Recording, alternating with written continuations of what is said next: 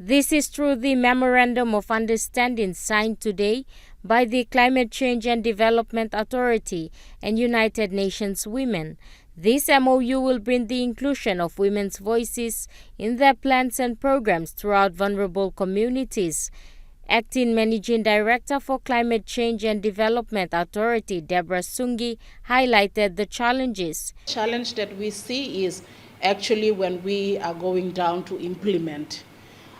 It is not only in the decision-making space, but also in terms of providing the necessary programs and support in terms of sustainability of the programs that we run in the communities. The challenge is there.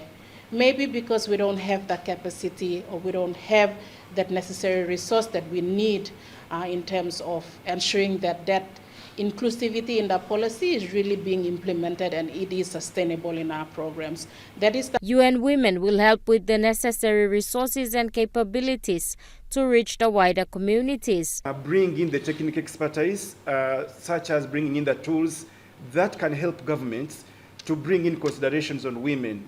From the time of, say, climate disasters happening, to the time of really assessing the impact, to the time of really drawing plans to address the impacts of those disasters, but also looking at the long-term recovery periods that are brought up by the climate disasters. Mr. Magula emphasized on the three key areas to work on with CCDA. Institutional strengthening is very important for us.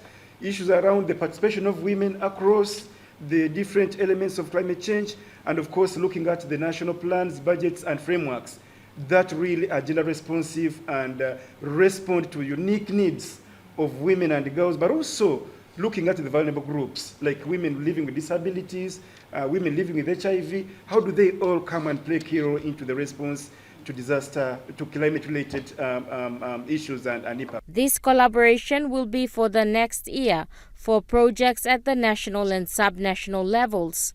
Amanda Ilaitia, National EMTV News.